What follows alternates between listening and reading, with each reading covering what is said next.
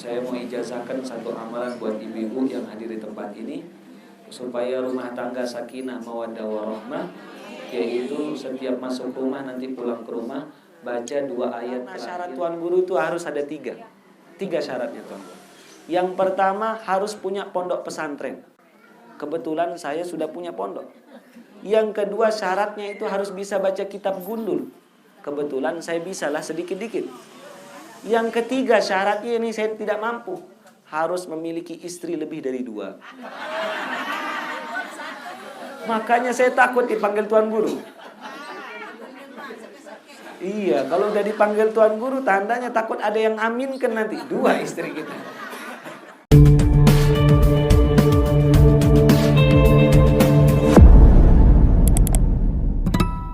Alhamdulillahirrahmanirrahim. Assalamualaikum warahmatullahi wabarakatuh.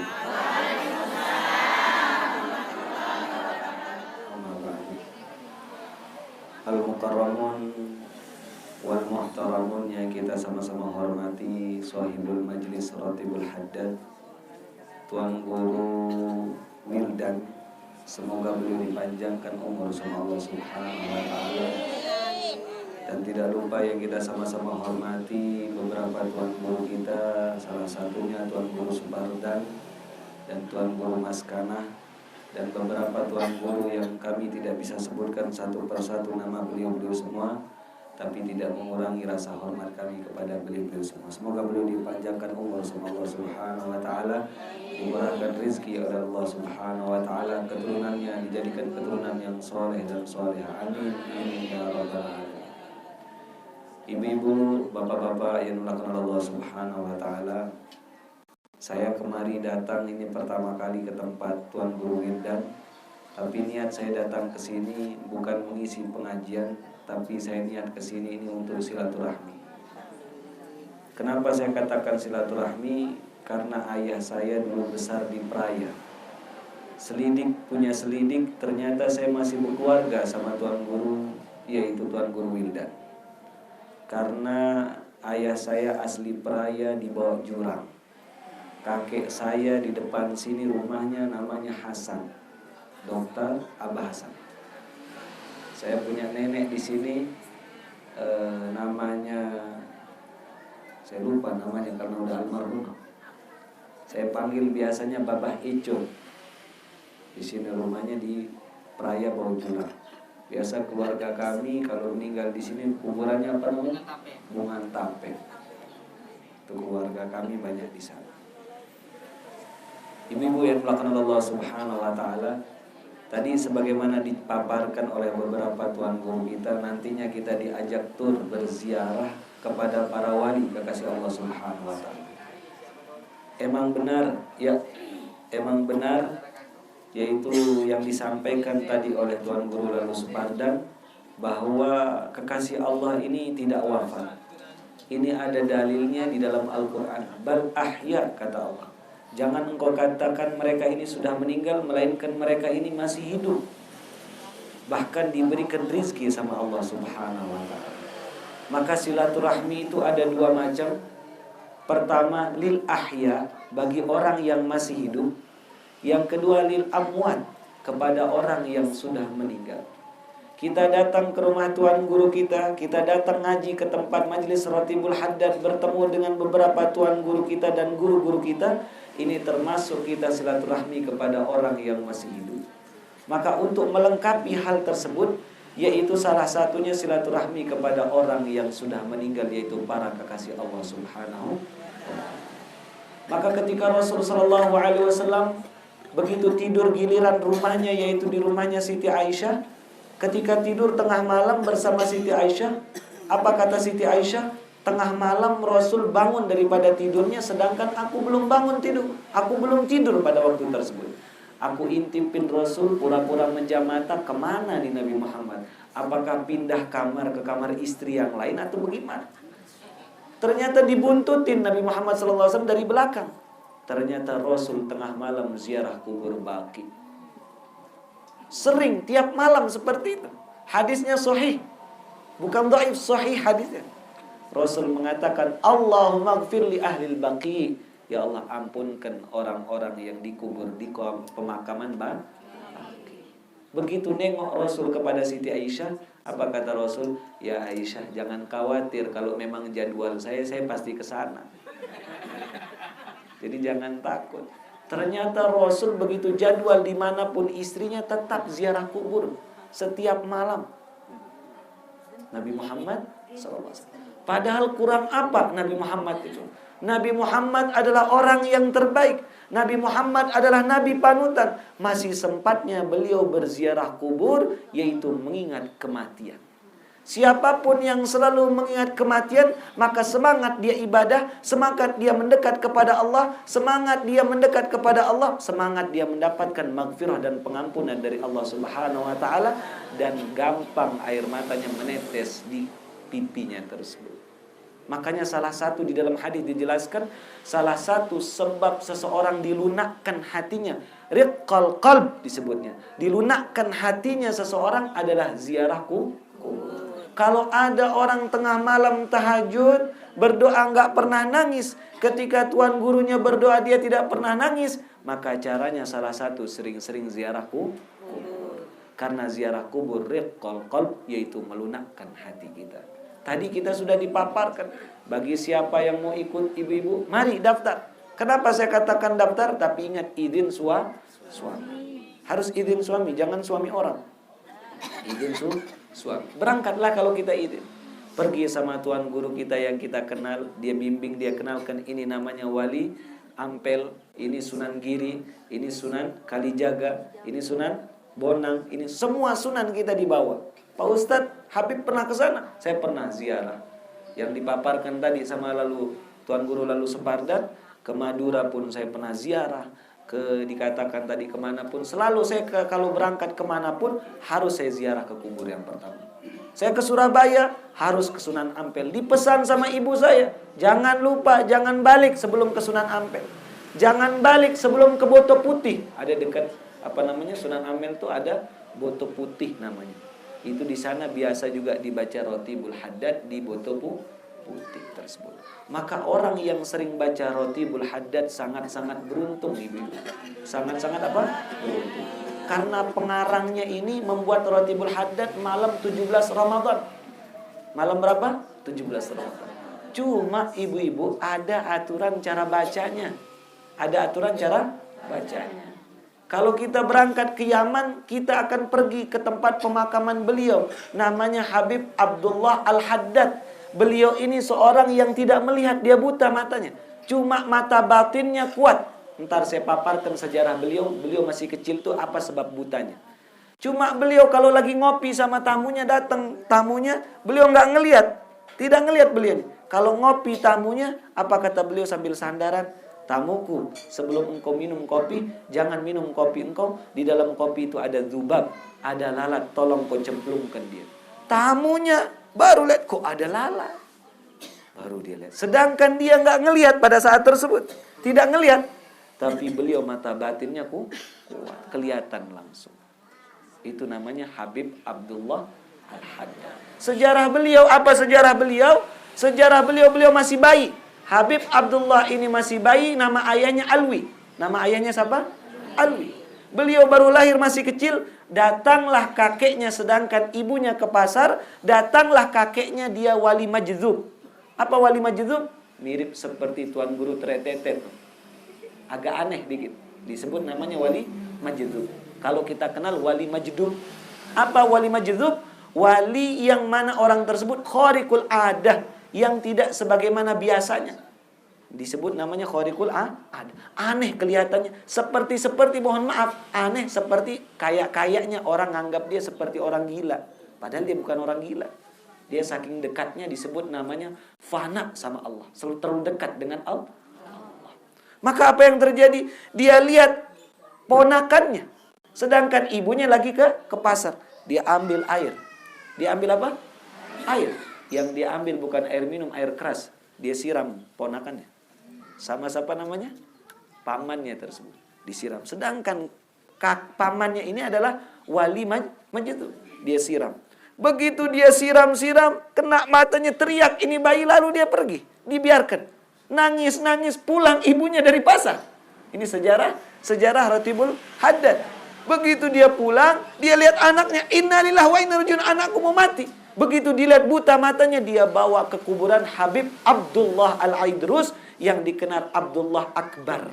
Siapapun yang ada gelar Al-Idrusnya di belakang, pasti bersambung nasabnya ke Habib Abdullah Al-Aidrus namanya. Disebut Habib Abdullah Al-Akbar. Dibawa dia sama orang tuanya, masih bayi. Makanya kuburan Habib Abdullah Al-Haddad ini, pengarang Ratibul Haddad, ini kuburannya Habib Abdullah Al-Idrus, pas di depannya kuburannya yang pengarang kitab Ratibul Haddad. Bersandingan kuburannya. Pak Ustadz, Habib pernah ke sana? Saya pernah ke sana. Sering, setiap hari Jumat pas dulu saya di Yaman, setiap hari Jumat saya ziarah ke Al-Idrus tersebut dan pengarang Ratibul Haddad. Cuma nanti kalau ibu-ibu ke sana, nanti di makam itu ada gubah. Di gubah itu ada tempat lubang. Di bawahnya itu ada lubang. Di sanalah tempat tangannya Habib Abdullah Al-Idrus ini keluar, ngelap badannya siapa? Badannya bayi tersebut. Di sana ada lubang kecil. Dibawa sama ibunya nangis. Habib Abdullah Al-Idrus, anak saya disiram sama saya punya pamannya, kata dia. Assalamualaikum. Siapa datang? Lanjut apa cukup nih? Sudah ada. Silakan. Apa yang terjadi? Begitu dia berziarah ke kubur Habib Abdullah Al-Idrus, apa kata Habib Abdullah Al-Idrus? Beliau mengatakan di dalam makam tersebut, "Hei ibu," dia mendengar suara, "apakah anak engkau ini mau dikuatkan matanya dia atau dibiarkan buta tapi mata batinnya semakin kuat?" Biarkan saja dia buta tapi mata batinnya kuat.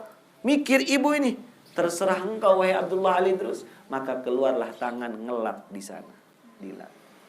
Baru sampai tua dia buta. Makanya dia paling lama Ratibul Haddad ini, Habib Abdullah Al-Idrus, memegang wali kutub, ketua pariwali, yaitu selama 40 tahun. Berapa tahun? Apa yang terjadi? Habib Abdullah Al-Haddad ini, kenapa beliau mengarang Ratibul Haddad sejarah beliau? Gara-gara komunis mau masuk yaitu ke negeri Yaman. Sehingga beliau mengarang ini. Dikarang pada waktu tersebut. Begitu ditulis, muridnya yang nulis, beliau ini membaca membaca pada waktu tersebut. Dikaranglah Ratibul Haddad dan selesai malam 17 Ramadan. Apa yang terjadi? Sebab pembacaan ratib tersebut, maka komunis tidak jadi masuk. Ini karangan, itu diambil dari hadis-hadis Rasulullah SAW. Diambil dari amalan-amalan Nabi Muhammad SAW. Makanya kelebihan salah satunya orang yang membaca Ratibul Haddad maghrib tiap malamnya, yaitu rumahnya samping depan belakang, 7 rumah ke depan ke belakang ke samping, yaitu dirubah sama Allah Subhanahu wa taala menjadi orang baik. Jelas apa tidak? Dan bagi orang haid boleh membacanya Ratibul Haddad, kecuali begitu pengiriman Al-Fatihah tidak boleh dia kirim Fatihah. Jelas apa tidak? Bagi orang haid boleh membaca Ratibul Haddad, tapi begitu mengirim Al-Fatihah tidak boleh dia kirimkan karena dia sedang haid. Yang dia kirim adalah Al-Fatihah. Cuma ibu-ibu ada aturan bacanya. Aturan bacanya pertama, ketika kita baca Ratibul Haddad tidak boleh minum. Nanti setelahnya baru ini tidak boleh minum. Jelas? Sebelum membaca boleh, pertengahan tidak boleh. Jelas? Lagi baca, ya amanal khaifin aminna mimma atau awalnya a'udzu bikalimatillahi tammati min syarri ma khalaq bismillahirrahmanirrahim la yadurru ma ismihi syai'un fil ardi wala fis sama wa huwas samiul alim radina billahi wa bil islami dinan wa bi muhammadin nabiyya. Kan itu dibaca 3 kali. Kadang ini minum dulu dikit. Nah, jangan minum. Jelas apa tidak? Dan ketika membaca la ilaha illallahnya tersebut harus dirangkap 2. Tidak boleh 4, tidak boleh 1. Itu aturan baca. Jelas? Tidak boleh 1, tidak boleh 4, tidak boleh 3, tidak boleh 1. Yang boleh hanya 2 saja. Karena nanti ada afdhalul dzikri setelah astaghfirullah, apa bunyinya? Astaghfirullah rabbal baraya, astaghfirullah minal khataya. 4 kali kan dibaca. Afdalul dzikri nanti ya.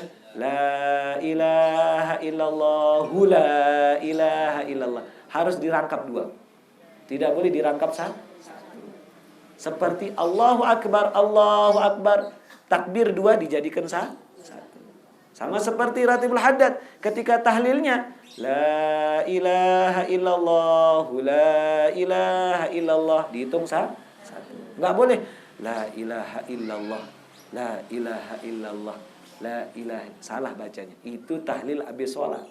Kalau kita ngambil sanadnya yang ratibul haddad, harus berlengkap 2. Jelas seperti ini. Dan ratibul haddad ini memiliki kelebihan yang sangat-sangat banyak. Apabila dibacakan di air seperti ini, maka dia menjadi syifa, menjadi obat apapun. Jelas? Itu ratibul haddad. Makanya kita dianjurkan begitu baca ratibul haddad, kita dulu bacanya biasa malam Jumat. Sekarang kita dianjurkan setiap malam biasa taruh air. Setelah kirim Fatihah, selesainya tersebut, baru kita minum air. Itu ratibul. Maka ibu-ibu pesan saya, karena sudah zuhur, jangan pernah tinggalkan ratibul haddad. Ratibul haddad ini dikarang oleh kekasih Allah Subhanahu wa taala. Haddad artinya yaitu pegawai besi. Disebut artinya haddad. Pegawai apa? Besi. Makanya tadi ada anak beliau namanya Haddad. Saya ingat cerita, ada murid beliau Habib Abdullah Al-Haddad ini punya murid, dipanggil anaknya. Dia punya seperti pakai pukul bukan palu. Enggak, pakai pisau besar itu parang. Dia punya parang. Parangnya rusak. Apa kata bapaknya mengatakan, wahai anakku, bawa ke tukang besi. Haddad ini artinya tukang besi. Maka anaknya ini bawa. Ketika dibawa, dia bawa ke gurunya, ke guru ayahnya tersebut. Subhanallah, datang ke guru ayahnya, dia katakan, wahai guru ayahku, ayah saya meminta tolong supaya parangnya diperbaiki. Padahal maksud ayahnya ini suruh bawa ke tukang besi. Ternyata anak ini bawa ke guru ayahnya. Subhanallah, saking lembut hati guru ayahnya ini, diambil. Dan beliau ini buta, diperbaiki sendiri sampai bisa. Habis itu dibalikan, kirim salam sama ayahmu. Begitu dia balik, apa yang terjadi?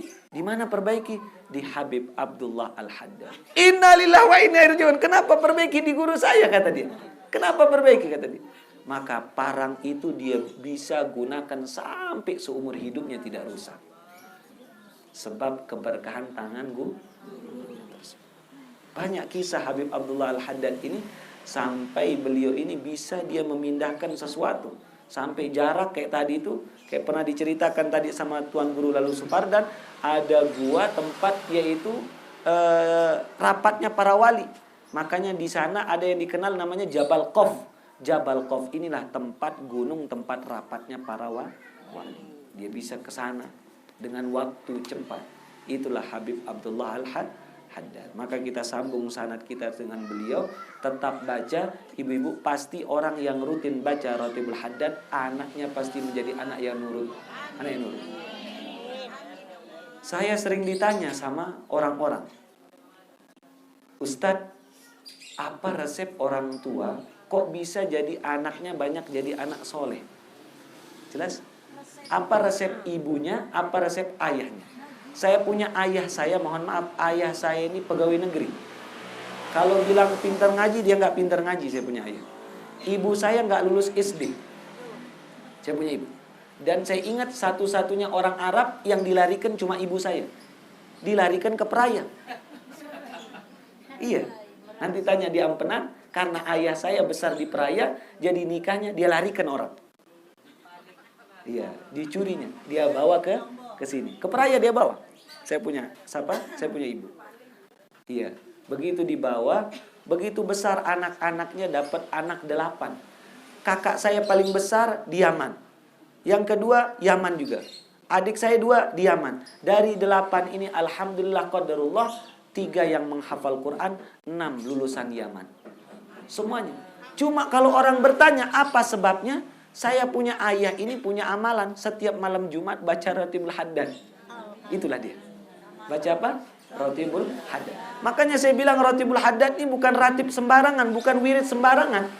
Barang siapa yang baca Rotibul Haddad tiap malam, anaknya pasti dijaga. Misal kita lagi naik bis, maghrib nanti ada yang pimpin tuan guru kita baca Rotibul Haddad dalam bis. Itulah pentingnya kita ziarah Wali Songo. Nanti kita diajarkan juga baca Rotibul Haddad di perjalanan. Nanti paginya baca Wirdul Latif. Maka jangan pernah tinggalkan Rotibul Haddad. Kalau ibu-ibu lagi, ya. Saya lahir di Ampenan. Saya lahir di mana? Di Ampenan. Cuma jangan panggil saya tuan guru. Ya, jangan panggil saya apa? Tuan guru. Saya sudah bilang di Mataram, saya paling takut dipanggil berapa? Tuan guru. Takut sekali saya dipanggil apa? Tuan guru.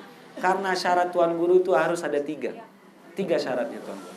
Yang pertama harus punya pondok pesantren. Kebetulan saya sudah punya pondok. Yang kedua syaratnya itu harus bisa baca kitab gundul. Kebetulan saya bisalah sedikit-dikit. Yang ketiga syaratnya ini saya tidak mampu. Harus memiliki istri lebih dari 2. Makanya saya takut dipanggil tuan guru. Iya, kalau udah dipanggil tuan guru, tandanya takut ada yang aminkan nanti. 2 istri kita. Yang saya lebih kaget lagi, begitu saya jumpa kedua kalinya sama tuan guru lalu Supardan, beliau gendong anak kecil. Saya kira cucu beliau. Saya masih ingat. Saya masuk pengajiannya dalam sekali, benar, sangat dalam. Sampai yang nyetir saya tanya, ini ada orang apa tidak? Saya bilang, ada, nanti saja lihat, kata dia. Berkali-kali saya tanya, ada bambu banyak di sana, saya masih ingat. Begitu saya sampai sana, subhanallah, berjumpa saya sama Tuan Guru Wildan juga di sana. Sama Tuan Guru Maswan juga ketemu di sana semuanya. Saya lihat orang, subhanallah, ramenya. Nama majelis taklim silaturahim. Nama majelisnya, subhanallah, bagus sekali namanya ini. Begitu selesai majelis, beliau gendong 1 anak kecil. Ya, saya kira cucunya, saya tanya. Kata beliau, anak saya. Loh, anak benar. Anak dari istri keberapa? Dari istri ketiga. Istri ketiga. Ketiga dia jawab saya. Hebat, ini baru Tuan Guru, saya bilang. Begitu foto, saya masih ingat. Begitu foto bareng, keluarlah istrinya. Subhanallah, saya bilang ini. Pulang-pulang saya cerita sama keluarga saya langsung. Hebat Tuan Guru lalu Supardan, saya bilang. Anak SMP dapatnya, saya bilang. Apa amalannya? Rupanya ratib Haddad. Allah. Rupanya saya kurang ratib saya ini. Allah. Satu saja. Tapi beliau istrinya wafat kan sebelumnya. Itu sebabnya. Bukan gara-gara apapun, tapi wafat istrinya. Jelas apa tidak? Bukan gara-gara baca Ratibul Haddad mempercepat istri wafat, bukan itu maksudnya. Kebetulan sudah dicabut duluan istri. Cuma tanda istri soleha itu biasanya duluan meninggal. Biasanya duluan apa? Meninggal ketimbang apa? Suaminya. Siti Fatimah duluan meninggal. Istrinya Imam Ahmad bin Hanbal duluan meninggal. Biasanya istri-istri yang baik itu, yang sabar terutama, duluan dipanggil sama Allah. Jelas apa tidak? Hah? Ibu-ibu mau jadi orang yang sabar apa tidak? Nah, nanti saya doakan supaya cepat. Jelas apa tidak? Ya semoga. Apa? Harus seimbang. Iya, masya Allah. Nggak boleh terlalu apa? Loh, gimana mau nikah kalau nggak balik? Harus balik lah. Syarat menikah harus balik. Syarat menikah itu harus balik. Nggak bisa anak kecil menikah. Harus balik. Gimana mau punya anak kalau nggak balik? Syarat menikah, betul apa tidak? Syarat menikah harus apa? Balik. Betul apa tidak? Betul. Masa ibu mau menikah sama orang belum balik? Ya kan, nama anak-anak harus nikahnya sama orang Iya, insya Allah. Maka itu saja pesan saya kepada ibu-ibu. Jangan pernah tinggalkan baca apa? Walaupun di rumah, baca. Kalau ada orang minta doa sama kita, maka bacakan dia Ratibul Haddad. Kalau ada yang minta sesuatu, bacain Ratibul Haddad saja. Kalau minta wirid, kasih Ratibul Haddad. Sampai detik ini di pondok pesantren kami, sampai di Jawa pun, sampai di Yaman pun, pasti maghribnya baca apa? Ratibul Haddad. Di mana-mana orang baca apa? Rotibul hajar. Semoga kita diistiqomahkan sama Allah Subhanahu. Amin. Amin ya Allah. Mohon maaf kalau ada salah kata, salah ucap, karena saya ada keluarga lagi sakit di Ampena. Saya mohon pamit, saya langsung balik. Saya minta maaf tadi atas keterlambatan kami. Kami datang ini tujuannya silaturahmi, mau lihat di tempatnya Tuan Guru Wildan, sekalian saya silaturahmi kepada keluarga saya. Semoga kita diistiqomahkan sama Allah. Amin ya rabbal alamin. A'udzubillahi minasyaitonir rajim. Bismillahirrahmanirrahim. Alhamdulillahirabbil alamin. Allahumma shalli wa sallim ala sayyidina Muhammadin fil awwalin wal akhirin. Allahumma inna nastaghfiruka wa nas'aluka min fadlika. Allahumma jabbirna bil afiyah was salam. Wa haqiqna bit taqwa wal istiqamah. Wa haqiqna bit taqwa wal istiqamah. Wa haqiqna bit taqwa wal istiqamah. Wa 'ainan mujibatin nadamah fil hali wal mali wal ma'ali innaka sami'ud du'a. Sallallahu alaihi ala sayyidina Muhammadin wa ala alihi wasallam. Walhamdulillahirabbil alamin. Bismillahil Fatihah.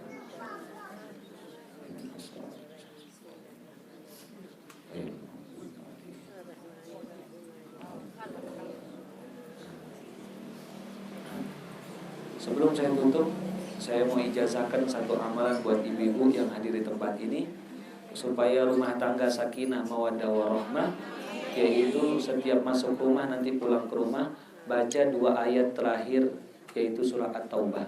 Laqad ja'akum rasulun min anfusikum azizun 'alaihi ma 'anittum harisun 'alaikum bil mu'minina ra'ufur rahim. Fa in tawallaw faqul hasbiyallahu la ilaha illahu 'alaihi tawakkaltu wa huwa rabbul 'arsyil 'azim. Setiap masuk rumah, setiap masuk rumah ini kita dianjurkan baca 1 kali, karena ini ijazahnya supaya merukunkan rumah tangga. Kalau kita punya menantu kurang rukun rumah tangganya, suruh baca yang ini. Yang kedua, bagi yang punya toko, warung, saya dapat ijazah amalan dari Habib Umar bin Hafidh, kita dianjurkan membaca, yaitu setiap baru buka toko yang berdagang, baca Qul huwallah, Qul a'udzu birabbil falaq, Qul a'udzu birabbin nas, dan ayat kursi 1 kali. Setiap buka Qul huwallah, Qul a'udzu birabbil falaq, Qul a'udzu birabbin nas, dan apa? Setiap buka toko. Setiap apa? Buka toko. Karena kadang, mohon maaf, 1 kali saja. Ya, 1 kali. Karena terkadang, kadangkala, mohon maaf, ada orang kadang-kadang iseng taruh benda di depan toko kita, sehingga toko kita kelihatan tutup saja, sepi. Nah, ini diajarkan, kami dapat ijazah, yaitu supaya terhindar sesuatu itu. Setiap buka toko, yang punya toko, yang punya warung, yang berdagang nasi, supaya enggak basi. Kadang-kadang diisengin jadi apa? Basi. Maka itu baca Qul huwallah, Qul a'udzu birabbil falaq, Qul a'udzu birabbin nas, dan apa? Kursi. Dan setiap membaca kopi, minum kopi, baca ayat kursi 1 kali. Jelas, setiap minum apa? Kopi. Orang sana, di sana setiap dia minum kopi, dia baca ayat kursi dulu. Allahu la ilaha illallah. Jelas? Jangan baca Yasin. Kenapa? Dingin kopinya nanti. Jelas? Ayat kursi saja. Dibaca apa? Sekali. 1. Pertama, setiap masuk rumah baca apa? 2 ayat terakhir surah Taubah. Setiap buka toko baca Qul huwallah, Qul a'udzu birabbil falaq, Qul a'udzu birabbin nas, dan ayat kursi. Setiap minum kopi. Ibu ngopi apa tidak? Ada ngopi? Oh, Masya Allah. Tandanya orang sering ngopi ini, tandanya banyak beban hidup. Iya. Jelas apa tidak? Menghilangkan pusing. 1 kali saja. 1 kali semuanya. Semua 1 kali. Pas minum kopi baca apa? Ayat kursi 1 kali. Jelas apa tidak? Semoga kita diistiqomahkan sama Allah. Dan yang terakhir, ibu-ibu bawa sering-sering tasbih. Sering-sering bawa apa? Tasbih. Walaupun kita nggak pakai tasbih, karena begitu saya duduk tadi, saya lihat tasbih panjang.